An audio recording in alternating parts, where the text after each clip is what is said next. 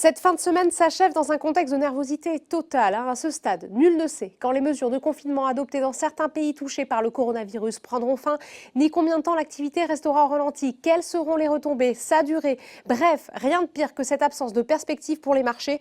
Et les volumes échangés cette semaine révèlent une fuite massive des investisseurs. La bourse de Paris a ouvert en forte baisse, passé le seuil technique des 5300 points dans la matinée et continué de creuser ses pertes dans la journée. Le CAC 40 termine la séance à moins 4,14% vers les 5139 points.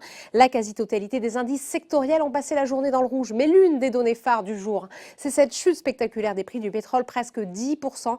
Elle emporte Technip FMC, lanterne rouge du CAC 40 qui chute de 8,07%.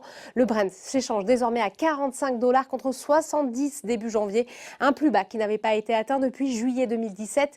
Et il faut dire que les investisseurs ont eu les yeux rivés toute la journée sur un éventuel accord entre l'OPEP et la Russie pour réduire davantage la production mondiale, sans succès, a-t-on appris en fin d'après-midi. Côté SBF 120, logiquement, les parapétroliers sont donc aussi lourdement sanctionnés. Valorec affiche la plus forte baisse et CGG, qui a pourtant publié des résultats du quatrième trimestre 2019 sans surprise et indiqué que le coronavirus devra avoir un impact limité sur son activité, est aussi pénalisé. Le secteur aéronautique est également plombé par le contexte sanitaire actuel, moins 7,63% pour Airbus.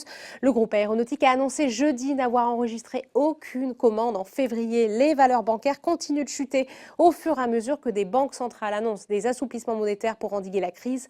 Société Générale perd 6,08%, BNP Paribas 4,94%, Crédit Agricole 3,75%. Du côté des hausses, après sa descente aux enfers des dernières semaines, l'action Renault est la seule hausse du CAC 40 et grappille quelques points, plus 1,01%. Sur le SBF 120, c'est Europcar Mobility et Air France qui terminent en hausse après avoir été fortement chahutés cette semaine. Côté américain, rien ne semble pouvoir sortir les marchés de leur stress. Les indices phares de la bourse de New York ont ouvert en repli. Les bons chiffres du rapport mensuel sur l'emploi de février, 273 000 créations d'emplois contre les 175 000 sur lesquels tablaient les analystes, montrent pourtant la solidité de l'économie américaine et son potentiel de croissance. Voilà, c'est tout pour ce soir. N'oubliez pas toute l'actu éco et finance et sur Boursorama.